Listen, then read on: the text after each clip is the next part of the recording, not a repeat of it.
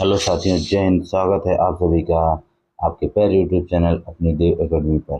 साथियों, आपके सामने फिर से यूपी सेट 5 नंबर लेके आ गए हैं और ये आपका यूपी पुलिस ही ने सभी एग्जाम के लिए सफिशियंट है क्लास। इस क्लास से एक भी प्रश्न आपके पेपर में बाहर नहीं जाने वाला। चलिएगा, जैसे लिखा है आज का आपके सामने पहला प्रश्न है। बेलन की ऊंचाई 14 सेंटीमीटर है और इसका वक्रपृष्ठीय क्षेत्रफल 660 सेंटीमीटर है, तो बेलन का आयतन ज्ञात कीजिए। आ जाइए, आपको इस प्रश्न को एक बार ध्यान से देख लीजिएगा। इसका सलूशन नेक्स्ट पेज पे करेंगे, अगले पेज पे नया पेज लेना पड़ेगा। तो पहले एक बार प्रश्न को आप ध्यान से देख लीजिए। एक बेलन की ऊंचाई 14 सेंटीमीटर है, वक्रपृष्ठीय क्षेत्रफल 660 है और बेलन का आयतन ज्ञात करना है। चलिए सॉल्यूशन देखो। बेलन आप देखे हो ना, बेलन ऐसे होता है, गोल होता है, जिससे हथियार हथियार होता है मम्मी का, जिससे मम्मी मारती है। लेकिन आजकल मम्मी कम, पत्नियां ज्यादा यूज कर रही हैं। ठीक है, बच्चों के पीछे कम, पतियों के पीछे ज्यादा। इसी तरह से बेलन होता है और ये ऊपर और नीचे इसके सर्किल होता है। ये 20 से इसकी त्रिज्या होती है। ठीक है, ठीक है, इसकी क्या होती है, त्रिज्या। और ये बेलन की हाइट होती है। बेलन की क्या होती है, हाइट होती है। तो दिया गया हाइट आपकी दी गई है, प्रश्न में दी गई थी 14 सेंटीमीटर। प्रश्न में दी गई थी 14 सेंटीमीटर। तो आप, और इसका वक्रपृष्ठीय क्षेत्रफल दिया गया था, वक्रपृष्ठीय क्षेत्रफल 660 सेंटीमीटर स्क्वायर। तो बेलन का वक्रपृष्ठीय क्षेत्रफल होता है, फार्मूला होता है बेलन का। चलिए पेज क्लियर करके बताते हैं। बेलन का वक्रपृष्ठीय क्षेत्रफल होता है वक्रपृष्ठीय क्षेत्रफल, curve surface area, equal to 2 pi r h होता है। ठीक है, अब इसकी वैल्यू आपको दी गई है, इसकी वैल्यू दी गई है आपको 660। तो आप लगाइएगा, लिखो 660 बराबर 2 पाई के मान 22/7 प्रश्न में दिया गया है। आर की वैल्यू निकालना है, एच की वैल्यू 14 है। ठीक, अब इस प्रश्न को आप मेरे भाई सॉल्व कर दीजिए फटाफट। जब आप सॉल्व करोगे तो 22 तीनिया होता है 66, 3 बार कट गया। और 7 से काट दो, 7 दूनी 14। यहाँ पे ये 30 बचा था, 2 से काट दोगे तो 15 आ जाएगा। तो 15 आ जाएगा, तो आर की वैल्यू आ गई 2r बचा इधर, 2r बराबर 15 के, आर की वैल्यू आ गई 15/2, 15/2। अब आपसे कहा था कि इसका आयतन बताइए। तो बेलन का आयतन होता है pi R square, volume volume होता है pi R square H, pi R square H. तो अब आप क्या करोगे, पाई का मान 22/7 पुनः रखो, आर की वैल्यू 15/2, 2 बार है तो 2 बार गुणा कर दीजिएगा। ठीक है मेरे भाई, अब इंटू 14। जब आप सॉल्व करोगे, देखो 7 से काट दो, 7 दूनी 14, और ये 2 से ऊपर नीचे 2 कर दो, और इस 2 से इसी 22 को कर दो 11 बार। तो आपका है 11 गुणे 15 गुणे 15। 15 का जब 2 बार गुणा करो 225, और 225 में 11 से गुणा कर दो तो 11 पचे 55 के 5। देखो एकदम बेसिक का बता रहे हैं, एकदम सोल्यूशन पूरा दे रहे। 11 पचे 55, 5 हासिल 2, 11 दूना 22, 5 27 हासिल 2, 11 दूना 22, 2 24 सेंटीमीटर क्यूब। नेक्स्ट नेक्स्ट प्रश्न। राइमा पैदल राइमा ने पैदल 7 किलोमीटर प्रति घंटे की चाल से कुछ दूरी तय की और कुछ दूरी साइकिल पर 12 किलोमीटर प्रति घंटे की चाल से तय की। उसने 7 घंटे में 64 किलोमीटर की दूरी तय की थी, तो उसने साइकिल पर कितने घंटे की यात्रा की। इस प्रश्न को हम एलिगेशन से लगाएंगे। सबसे पहले यहाँ से आप एक चीज कर लीजिएगा, इसकी एवरेज स्पीड निकाल लीजिए। एवरेज स्पीड यहाँ से निकलेगी कि टोटल उसने 7 घंटे में 64 किलोमीटर चलाया है, तो एवरेज स्पीड 64/7 किलोमीटर प्रति आवर आ गई। बस मेरे भाई, अब आप इस प्रश्न को ध्यान से देखना है कैसे करना है। चलिए सोल्यूशन के लिए पेज पर चलते हैं। पेज लिया, अब इसमें देखो राइमा कैसे कैसे चली है, पैदल चली है। पैदल का मतलब फुट से लिख देंगे। और किससे चली है, साइकिल से चली है। पैदल वह 7 किलोमीटर प्रति घंटे की चाल से चली है और साइकिल से वह 12 किलोमीटर प्रति घंटे की चाल से चली है। ठीक है, और इसकी ये चाल है, इसकी एवरेज स्पीड आई थी 64/7। अब यहाँ बटे में है, इस 7 को खत्म करना है तो पूरे में 7 से क्या कर दीजिएगा, मल्टीप्लाई कर दीजिएगा। तो हमारा ये क्या हो जाएगा, 7 से 7 इधर खत्म हो गया, और इधर मल्टीप्लाई करने पे आया 49, और इधर मल्टीप्लाई करने पे आया 84। अब एलिगेशन लगाना है आपको, तो ये 84 में से 64 को माइनस कर दीजिए, और इधर 49 में से 64 को माइनस कर दीजिए। 84 में से 64 गए तो 20 आया, और 64 में से 49 गए तो 15, हमेशा बड़े से छोटा माइनस करते हैं। अब इसको थोड़ा सरल कर दो, 5 चौके 20, 5 3 15। ये जो रेशियो है 4:3 का, ये टाइम का रेशियो है और टोटल उसने 7 घंटे चलाया था। तो 4 और 3 7 बराबर 7 यूनिट बराबर, अनुपात वाली वैल्यू यूनिट होगी, ये एक्सिस के साथ लगा सकते हैं। 7 घंटे के तो 1 यूनिट बराबर 1। और साइकिल से कितना चला है, साइकिल से राइमा कितनी देर चली है, 3 यूनिट चली है। कितनी यूनिट चली है, 3 यूनिट। तो 1 यूनिट बराबर 1 घंटा, तो 3 यूनिट बराबर 3 घंटा। तो आज साइकिल कितने घंटे चलाई मेरे भाई, 3 घंटे चलाई है। ठीक है, समझ गए। चलिएगा अगले प्रश्न की तरफ चलते हैं। प्रश्न, दो बच्चों की आयु का योग और अंतर क्रमशः 33 और 3 वर्ष है। तो बड़े बच्चे की आयु बताइएगा, बड़े बच्चे की आयु बताइएगा। चलिएगा प्रश्न नंबर ये 3 है हमारा, इसका सोल्यूशन कर देखो क्या कहा, दो बच्चे हैं। अब दो बच्चा जैसे राम श्याम अमित सुमित, ठीक है, कंचन किरण, कोई भी दो नाम ले लो किसी के भी, ठीक है। तो इन दोनों की आयु को जब जोड़ा गया था, एक की एक्स ले लेते हैं, दूसरे की वाई ले लेते हैं। इन दोनों की जब आयु को जोड़ा गया था तो कितना बना था, 33 साल बना था। लेकिन जब इन दोनों की आयु को घटाया गया था तो इनकी आयु का अंतर आया था 3 साल। अब ये क्वेश्चन आप सॉल्व नहीं कर पाएंगे, और आपको बताए थे एकदम इसका सरल तरीका। ये जो पहले लिखा होगा बड़ा वाला होगा, जो बाद में लिखा होगा ये बड़ा है, और जो बाद में लिखा होगा वो छोटा वाला होगा। तो आपको बताए थे जब कभी बड़े का पूछेगा तो जो नंबर दिए गए हैं इन दोनों को जोड़कर 2 से भाग कर देना। और 33 3 36 होगा, और 36 को जब आप 2 से भाग करोगे तो 18 आ जाएगा, 18 वर्ष। तो बड़ा कितने का हो जाएगा, 18 साल का हो जाएगा। समझिए, समझिए। चलिएगा अगले प्रश्न की तरफ। लिखा है, साधारण ब्याज की 6% दर पर 3 से 3/4 वर्ष में कुल राशि 2940 रुपये प्राप्त होती है। तो मूलधन बताइएगा, मूलधन बताइएगा कितना होगा। ठीक है, आ जाइए इस प्रश्न का सॉल्यूशन ध्यान से। आ जाओ मेरे भाई, आपको साधारण ब्याज में एक चीज पढ़ाए थे मेरे भाई कि साधारण ब्याज हर वर्ष क्या होता है, हर वर्ष क्या होता है, समान होता है। हर वर्ष समान होता है कि नहीं होता है। समझिए, साधारण ब्याज हर वर्ष क्या होता है, समान होता है। साधारण ब्याज हर वर्ष समान होता है।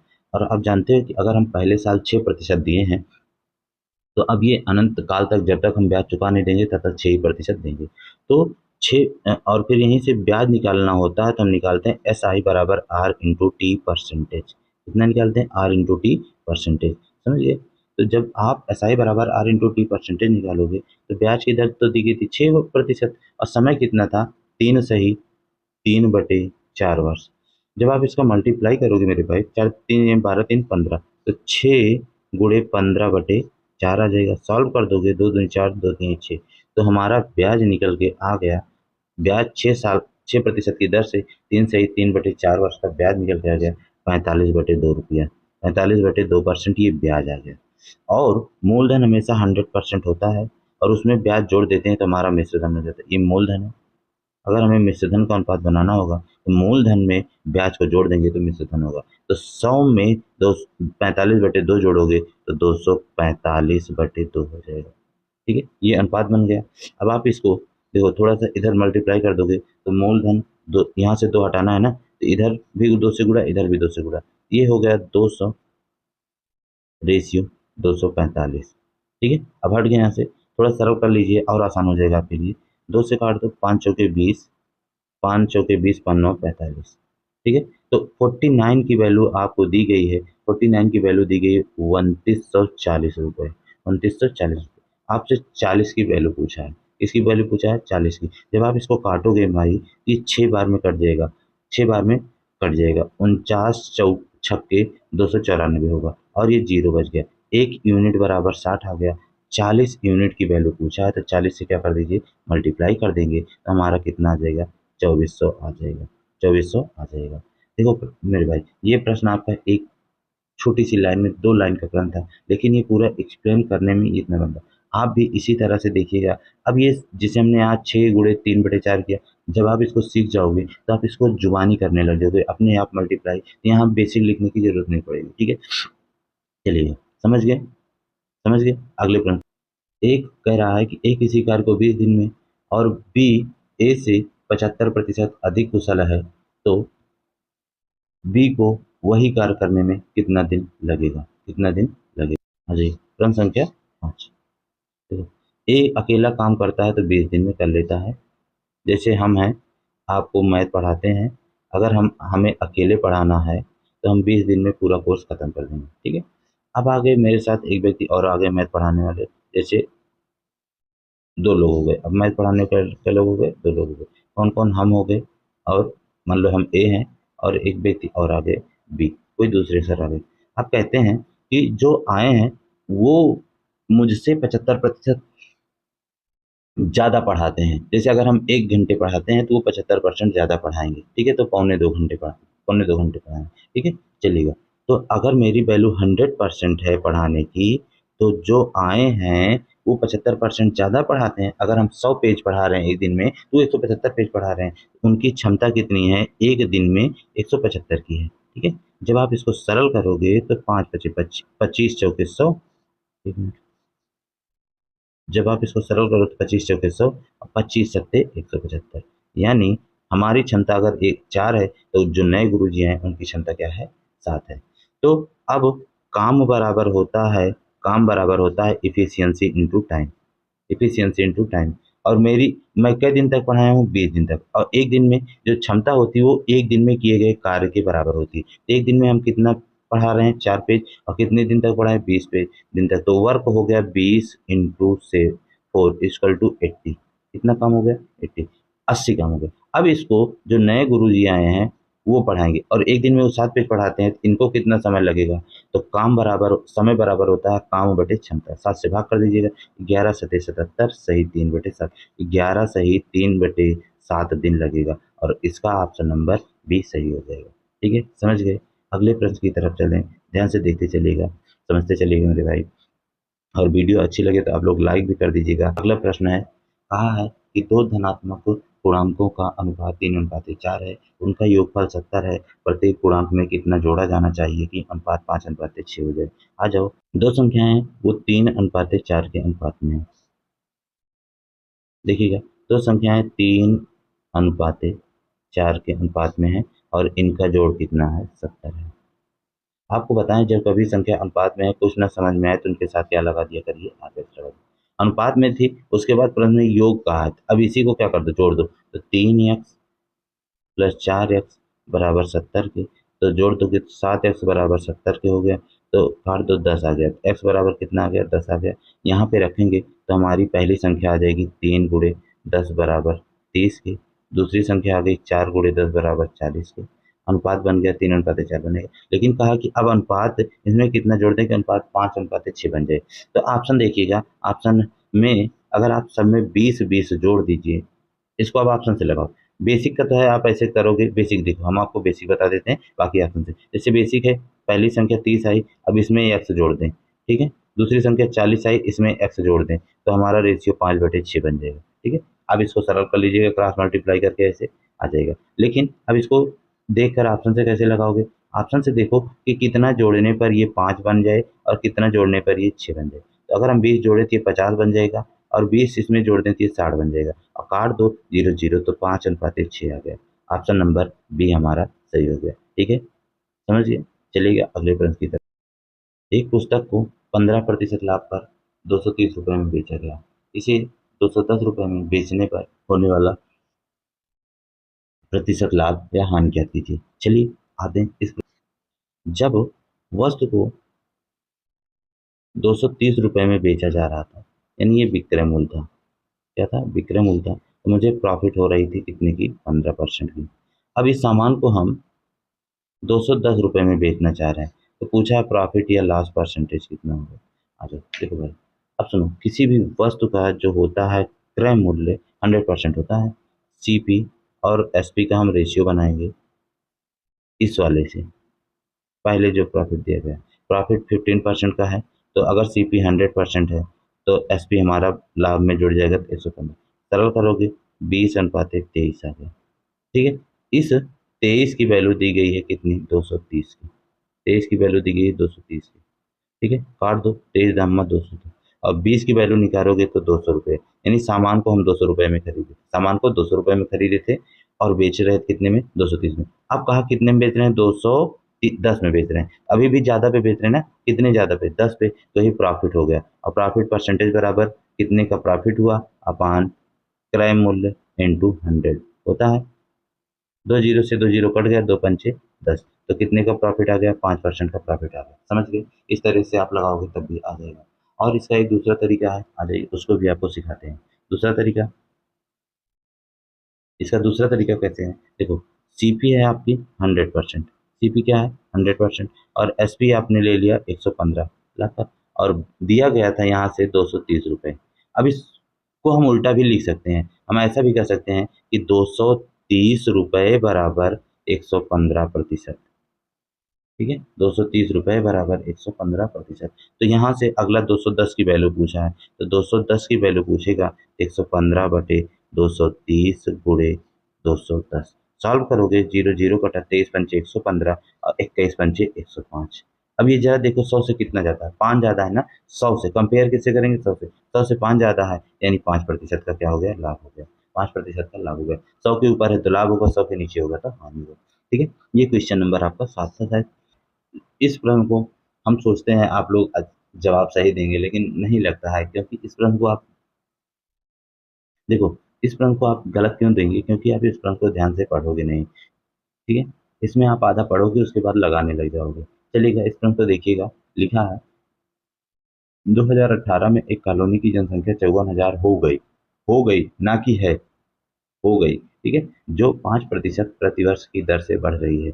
2 साल पूर्व, पूर्व का मतलब पहले, कॉलोनी की आबादी कितनी थी।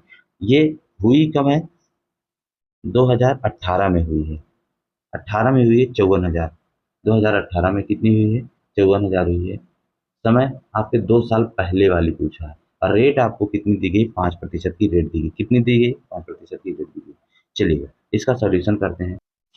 गांव की जनसंख्या 2018 में हो गई 54,000, हो जाती है, हो गई या हो गई गया, तो हम कहते हैं, हमेशा बताएं आपको कि साधारण ब्याज जब पढ़ा रहे थे तब भी बताते हैं कि जब कोई धन हो जाता है तो हमारा मिश्र धन कहलाता है। यानी ये ए की वैल्यू है, और आपसे पी की वैल्यू पूछा है। रेट दिया गया है आपको कितना परसेंट, 5%। तो बस यहाँ से पी और ए का अनुपात निकाल लीजिए।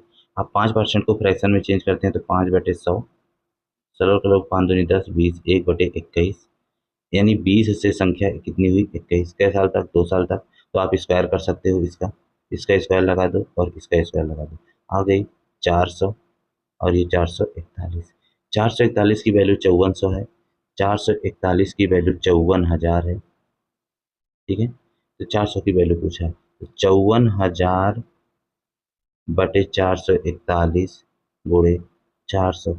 जब आप इसको सॉल्व करेंगे मेरे भाई, तो ये लगभग में वैल्यू आएगी, लगभग में आएगी लगभग में आएगी हमारी 48,980।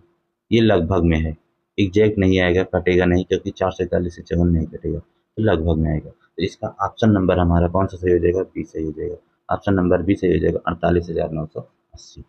ठीक है, समझ गए। लिखा है दो संख्याओं के लघुत्तम और समापवर्त और महत्तम समापवर्त क्रमशः 7 और 70 है।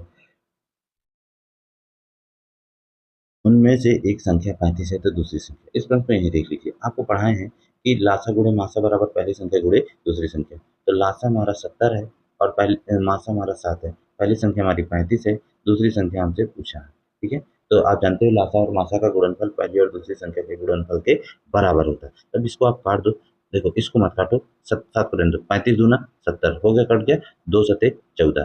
तो दूसरी संख्या कितनी आ गई, 14। ऑप्शन नंबर डी सही हो गया। चलिएगा, 777 सही 1/5, 777 सही 2/5, 777 सही 3/5, 777 सही 4/5। अब देखो मेरे भाई, इस प्रश्न को कुछ भी नहीं करना, आप देखकर मत डरो।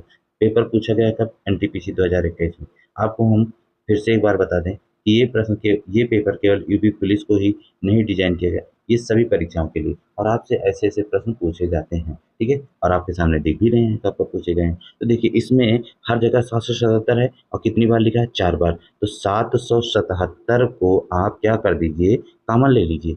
777 और 4 बार है तो मल्टीप्लाई 4 से कर दीजिए।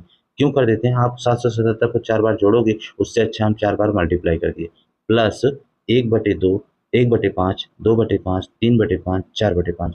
और आप जानते हो भिन्न में चाहे जोड़ना हो या घटाना हो, जब उसके हर बराबर होते हैं तो अंश अंश यानी ऊपर वाली संख्याओं को क्या किया जाता है, जोड़ लिया जाता है। इसको जोड़ो, 4 3 7, 4 3 7, 7 2 9, 9 1 10, यानी इधर से आ गया 10 और बटे हर में वही संख्या उतार ली जाती है। काट दोगे तो 5 दूनी 10, 2 आ गया। इधर इसका गुणा कर दो, 4 का 777 से, तो 4 सत्ते 28 हासिल 2, 4 सत्ते 28 2 30 हासिल 3, 4 सत्ते 28 3 31।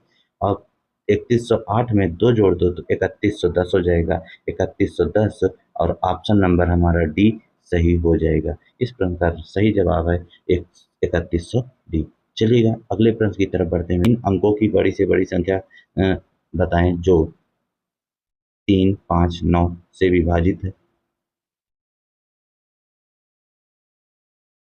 विभाजित करने पर प्रत्येक दशा में समान शेषफल 2 देती है, तो क्या होगा? अब आपको पता है कि जब इस तरह का प्रश्न पूछता है तो इसमें हम सबसे पहले जिन संख्याओं से विभाजित करता है उनका लासा लेते हैं। तो 3 5 और 9 का लासा आप निकालोगे तो कितना आएगा? 45 आएगा, 45 आएगा। अब आप इस पूरे ऑप्शन में देखो 45 से कौन सी संख्या कट जाएगी और भाग देने पर 2 शेषफल बचेगा। तो अगर आप देखोगे कि ये दोनों संख्या, इसमें शेषफल 35 बचेगा, 45 से भाग करोगे, इसमें शेषफल 5 बचेगा, ये नहीं होगा, इसमें शेषफल बचेगा ही नहीं।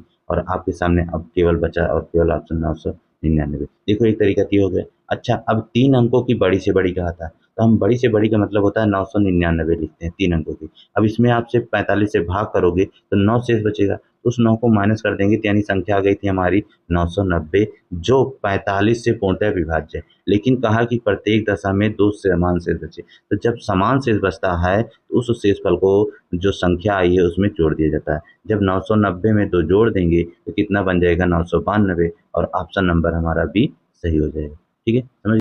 अगला लिखा है फ्रैक्शन का है। अब इस प्रश्न को आप देखकर ही आंसर दे सकते हैं यहीं से। देखो 1/10 है, कुछ मत करो, जब नीचे 100 रहे, 10 रहे, 1000 रहे तो उस संख्या को ही दशमलव में बदल दीजिए। दशमलव में जब आप बदलोगे मेरे भाई, तो जैसे देखो 1/10 है पहली संख्या, इसको चेंज करोगे, जब इसको आप चेंज करोगे 1/10 को दशमलव में चेंज करोगे तो ये हो जाएगा 0.1। 10 से भाग करना आता है नहीं आता है, समझ गए? जब आप इसको चेंज करोगे, जब आप इसको चेंज करोगे तो ये हो जाएगा 0.01। समझ गए? ध्यान से देखते चलिएगा। जब आप 9/1000 को चेंज करोगे मेरे भाई, ये आ जाएगा 0.009। ठीक है, 3 अंक पे, क्योंकि यहाँ जितने जीरो हैं उतने अंक पे दशमलव लगेगा। चलो इसमें 2 जीरो ऊपर से और 2 जीरो नीचे से काट दिए, बचा कितना? 2 जीरो बचा, और 100 से भाग करेंगे तो 0.05 हो गया। अब आप इस प्रश्न को देखकर बता सकते हो कि इनमें छोटी संख्या कौन सी है और सबसे बड़ी कौन सी है। ध्यान दीजिएगा, दशमलव में अगर दशमलव जितना भी ज़्यादा अंक पे लगा होगा, जैसे इसमें देखो 3 अंक पे, इसमें 2 अंक पे, इस पे 2 अंक पे, इसमें 1 अंक पे, जिस संख्या के आगे दशमलव ज़्यादा अंक पे लगा होगा वो सबसे छोटी होगी, जिसमें दशमलव कम अंक पे लगा होगा वो बड़ी होगी। अगर आपसे छोटी पूछा है तो 9/1000 हो गया, और बड़ी पूछा है तो 1/10 हो जाएगा। समझ गए? तो छोटी संख्या पूछा था तो ऑप्शन नंबर डी सही हो जाएगा, 9/1000। चलिए अगला और आज का लास्ट प्रश्न है। जब किसी संख्या के 30% में 38 जोड़ा जाता है तो परिणाम 50 प्राप्त होता है। संख्या ज्ञात कीजिए। आ जाओ। कहा है कि किसी संख्या में 30, कहा है किसी संख्या के 30% में जब 38 जोड़ते हैं, तो मान लो संख्या मेरी 100% थी और उस संख्या का 30% भी 30 ही होगा। ठीक है, अनुपात से लगा देंगे, 0 से 0 कट गया, 10:3। तो अब इसमें 38 ना जोड़ देना, ये यानी अनुपात में है तो ये 3x हो गई बाद वाली संख्या, और शुरुआत की संख्या हमारी 10x थी। अब इसमें दूसरी वाले में कहा 38 जब जोड़ देंगे ये क्या बन जाती है? 12 बन जाती है, 50 बन जाती है। कितनी बन जाती है? 50। अब ये संख्या को इधर लाओगे तो स्थान परिवर्तन में माइनस हो जाएगा, तो 50 में से 38 गए तो कितना बचा? 12 बचा। तो 3x बराबर 12 के, काट दोगे 3 चौके 12, एक्स की वैल्यू कितनी आ गई? 4 आ गई। तो संख्या पूछा था, संख्या हमारी 10x थी, तो 10x में 10 गुणे 4 कर देंगे, एक्स की वैल्यू रख देंगे 40। 40 आपका राइट आंसर हो जाएगा। तो साथियों, ये थी आज की आपकी छोटी सी प्यारी सी क्लास। अगर क्लास अच्छी लगी होगी तो वीडियो को लाइक करिए। और हाँ, आपके लिए एक होमवर्क का प्रश्न है। होमवर्क का ऐसा प्रश्न है, ध्यान दीजिएगा। ए और बी मिलकर, लिखिएगा प्रश्न। ए और बी मिलकर किसी कार्य को 10 दिन में करते हैं। बी और सी मिलकर उसी कार्य को 15 दिन में करते हैं। सी और ए मिलकर उसी कार्य को 20 दिन में करते हैं। तो तीनों, ये है दिन है, डी यानी दिन, ठीक है, कितने दिन में करते हैं। तो पूछा है आपसे कि तीनों मिलकर कार्य को कितने दिन में करेंगे, और इसका ना आपके पास विकल्प है ना कुछ। आप इस प्रश्न का जवाब कमेंट्स बॉक्स में जरूर देंगे, जरूर लगाइएगा साथियों। आपके लिए ये क्लास बहुत हेल्पफुल होगी। और जो टेस्ट हो रहे हैं ऑफलाइन भी आप देख रहे होंगे कि जितना पढ़ाते हैं उन्हीं सभी से बनता है टेस्ट, और आपके पेपर में उससे बाहर नहीं आएगा। एग्जाम सिटी कल पता चल गई। अब आप लोग एकदम जुट जाओ, जिसका भी पेपर 23 से शुरू है। आपके पास तो बिल्कुल समय नहीं है। और आप अगर कुछ नया नहीं पढ़ते हो तो मत पढ़ो, कोई ज़रूरत नहीं। बस आप पीछे का अपना रिवीजन करो। उसी से अगर आपने अच्छे से रिवीजन कर दिया तो मेरा बच्चा, आपको वर्दी पाने से कोई नहीं रोक सकता। चलिएगा, फिर मिलेंगे आपको अगली क्लास में। तब तक के लिए जय हिंद, जय भारत।